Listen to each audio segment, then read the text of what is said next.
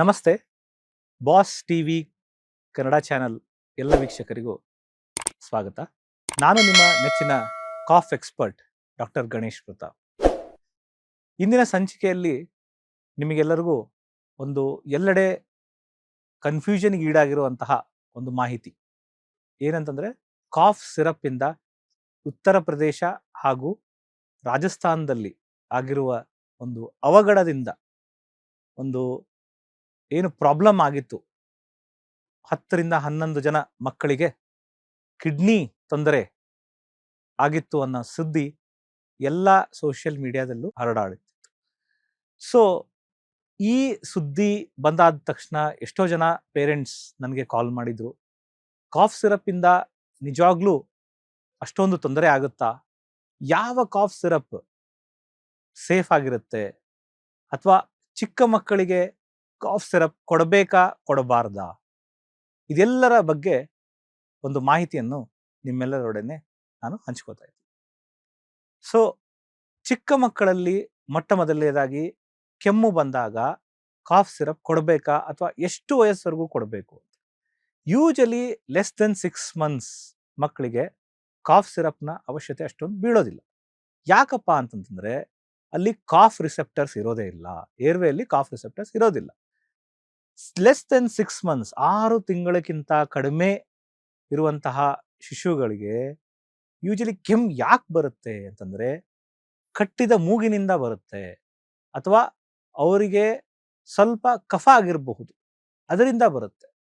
So ಈ ಕಫ ಹೊರಗಡೆ ಹಾಕಿದ ತಕ್ಷಣ ಅಥವಾ ನೋಸ್ ಬ್ಲಾಕ್ನ ಕ್ಲಿಯರ್ ಮಾಡುವಂತ medicine, simple saline nasal drops ಅಂತ ಬರುತ್ತೆ, ಅದನ್ನ ಮೂಗಿಗೆ ಹಾಕಿದ ತಕ್ಷಣ ಅವ್ರಿಗೆ ಇರುವಂತ ಕಫ ಬ್ಲಾಕ್ ಓಪನ್ ಆಗ್ಬಿಡುತ್ತೆ.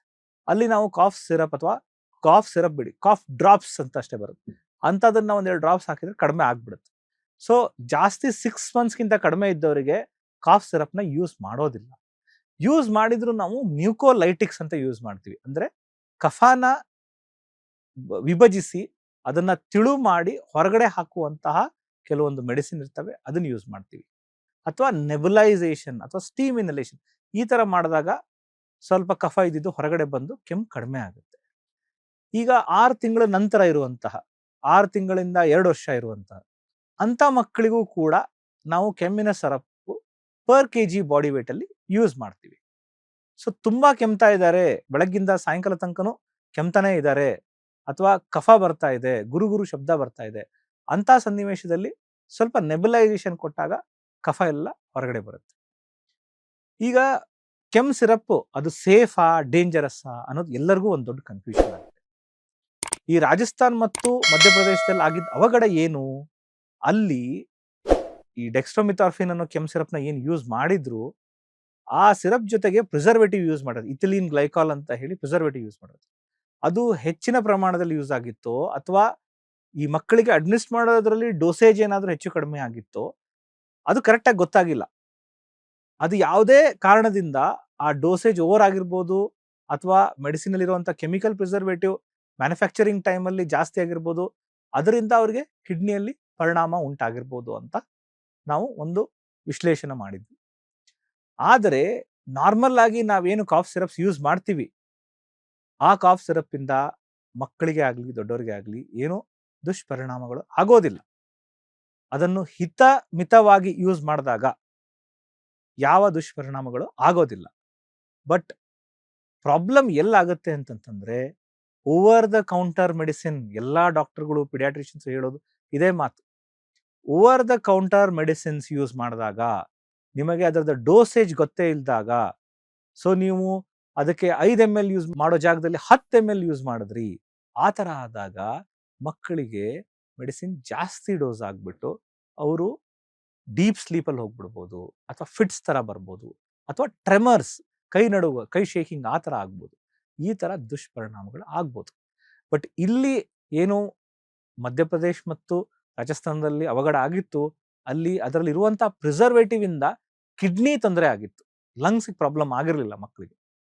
ಸೊ ನಾರ್ಮಲಿ ನಾವು ಯೂಸ್ ಮಾಡೋ ಕೆಮ್ ಸಿರಪ್ 2 years ಮೇಲ್ಪಟ್ಟು ನಾವೇನು ನಾರ್ಮಲ್ ಕಾಫ್ ಸಿರಪ್ಗಳನ್ನೆಲ್ಲ ಯೂಸ್ ಮಾಡ್ತೀವಿ, ಹಿತಮಿತವಾಗಿ ಡೋಸೇಜ್ಗೆ ಅನುಗುಣವಾಗಿ ಪರ್ kg ಬಾಡಿ ವೇಟ್ ನಿಮ್ಮ ಪಿಡಿಯಾಟ್ರಿಷಿಯನ್ ಡಾಕ್ಟರ್ ಆಗಲಿ, ಪಿಡಿಯಾಟ್ರಿಕ್ ಪಲ್ಮಾಲಜಿಸ್ಟ್ ಆಗಲಿ, ಏನು ಕಾಫ್ ಎಕ್ಸ್ಪರ್ಟ್ಸ್ ಏನು ಕರೆಕ್ಟಾಗಿ ಡೋಸ್ ಹಾಕಿ ಕೊಟ್ಟಿರ್ತಾರಲ್ಲ ಅದರ ಅನುಗುಣವಾಗಿ ಮೆಡಿಸಿನ್ನ ತಗೊಂಡಾಗ ಯಾವುದೇ ತೊಂದರೆ ಆಗೋದಿಲ್ಲ.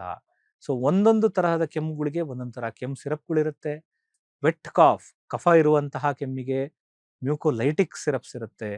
ಡ್ರೈ ಕಾಫಿಗೆ ಸೆಂಟ್ರಲಿ ಆಕ್ಟಿಂಗ್ ಕಾಫ್ ಸಿರಪ್ ಇರುತ್ತೆ. ಮತ್ತೆ ಜಸ್ಟ್ ನಿಮಗೆ ಬ್ರಾಂಕೋ ಡೈಲಿಟೇಷನ್ ಅಂತ ಏರ್ವೇ ಸ್ಪಾಸಮಿಗೆ ಹೋಗ್ತಿರುತ್ತೆ, ಅದು ಓಪನ್ ಮಾಡೋಕ್ಕೆ ಬ್ರಾಂಕೋ ಡೈಲೇಟರ್ ಕಾಫ್ ಸಿರಪ್ಸ್ ಅಂತ ಇರುತ್ತೆ. ಸೊ ಒಂದೊಂದು ಥರ ಕೆಮ್ಮುಗಳಿಗೆ ಒಂದೊಂದು ಥರ ಕಾಫ್ ಸಿರಪ್ ಇರುತ್ತೆ. ಅದನ್ನು ಕರೆಕ್ಟಾಗಿ ಡೋಸೇಜ್ ತಗೊಂಡಾಗ ಯಾವುದೇ ಪ್ರಾಬ್ಲಮ್ ಆಗೋದಿಲ್ಲ ಅಂತ ಹೇಳಕ್ಕೆ ಇಷ್ಟಪಡ್ತೀನಿ.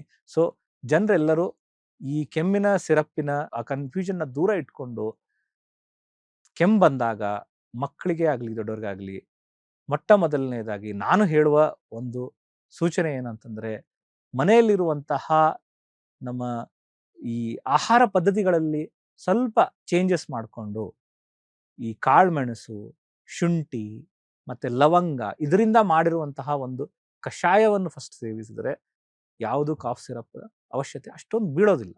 ಅದರಲ್ಲೇ ಎಷ್ಟೋ ಕೆಮ್ಮುಗಳು ಕಡಿಮೆ ಆಗ್ತಾ ಹೋಗುತ್ತೆ. ತದನಂತರ ಇನ್ನೂ ಕಡಿಮೆ ಆಗಿಲ್ಲ ಅಂತ ಅಂದಾಗ ನೀವು ನಿಮ್ಮ ಹತ್ತಿರದಿರುವಂಥ ಡಾಕ್ಟರ ಸಲಹೆ ಪ್ರಕಾರ ನೀವು ಮೆಡಿಸಿನ್ ತಗೊಂಡ್ರೆ ಯಾವುದೇ ಕೆಮ್ಮು ತುಂಬ ದಿವಸದಿಂದ ನಿಮಗೆ ಕಾಡೋದಿಲ್ಲ. ಸೊ ಇದರ ಬಗ್ಗೆ ಇನ್ನೂ ಹೆಚ್ಚಿನ ಮಾಹಿತಿ ಏನಾದರೂ ಬೇಕಾದಲ್ಲಿ ನೀವು ನನ್ನ ಪರ್ಸ್ನಲ್ ಆಗಿ ಕಾಣ್ಬೋದು. ನಾನು ನಿಮ್ಮ ಕೆಮ್ಮಿನ ಒಂದು ವಿಂಗಡಣೆ ಮಾಡಿ ಅದು ಏನು ಕರೆಕ್ಟ್ ಡಯಾಗ್ನಾಸಿಸ್ ಬೇಕು ಅದನ್ನು ಕರೆಕ್ಟಾಗಿ ಮಾಡಿಬಿಟ್ಟು ನಿಮ್ಮ ಕೆಮ್ಮಿಗೆ ಒಂದು ಸಲಹೆಯನ್ನು ಕೊಡ್ತೀನಿ. ಧನ್ಯವಾದ. ಲೇಟೆಸ್ಟ್ ಹಾಗೂ ಇಂಟ್ರೆಸ್ಟಿಂಗ್ ಸುದ್ದಿಗಳಿಗಾಗಿ ಬಾಸ್ ಟಿವಿ ಕನ್ನಡ ಚಾನೆಲ್ನ ಸಬ್ಸ್ಕ್ರೈಬ್ ಮಾಡಿ. ಹಾಗೆಯೇ ಬೆಲ್ ಐಕಾನ್ ಪ್ರೆಸ್ ಮಾಡಿ. ಇದರ ಜೊತೆಗೆ ಫೇಸ್ಬುಕ್, ಇನ್ಸ್ಟಾಗ್ರಾಮ್, ಎಕ್ಸ್ ನಲ್ಲೂ ಮಿಸ್ ಮಾಡದೆ ಫಾಲೋ ಮಾಡಿ.